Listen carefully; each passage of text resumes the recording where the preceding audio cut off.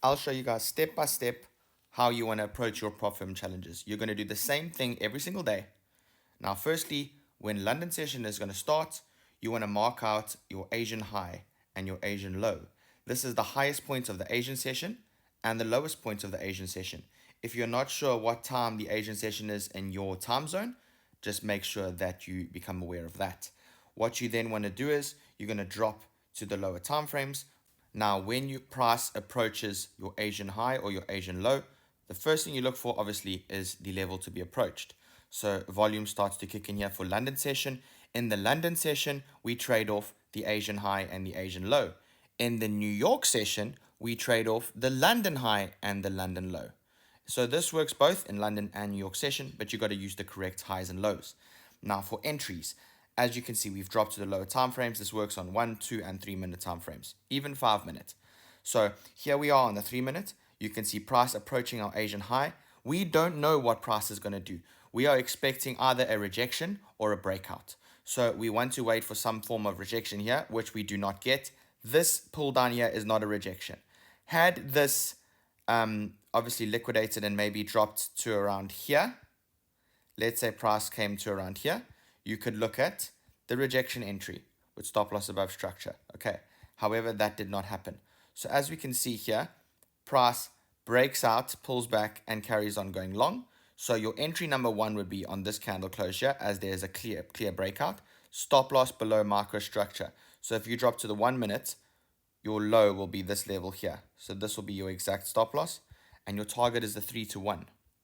So here we have our London trade, and that is plus 3R. Please bear in mind, of course, you're going to take losses as well, but it's your high RR that's going to make you money. Now let's look at this. We can draw our London low, which is here. I'm going to remove our Asian levels, and I'm even going to remove the first trade, okay? So we've got a fresh chart. There's our London low, and we've got our London high. This is the highest point that price reached in the London level, in the London session, sorry. What we then do, you're going to drop to lower time frames. Let's go onto the 1 minute time frame for this New York entry example. So as we know, we've got the London levels. We are now trading in New York off of the London levels. Price approaches at 130 UCT plus 2 time. That is not a breakout because that is only a $2 move, if that. It's not a breakout. Had price come here, that is a breakout. Or even more better, if price did this, for example, this would be your entry. Once this high is broken, you can enter like that and you can go long. However, that was not a breakout, and look at what we get. So we get a rejection.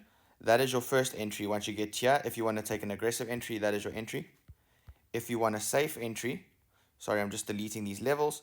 If you want a safe entry, this here would be, so this is aggressive entry. Here's your safe entry.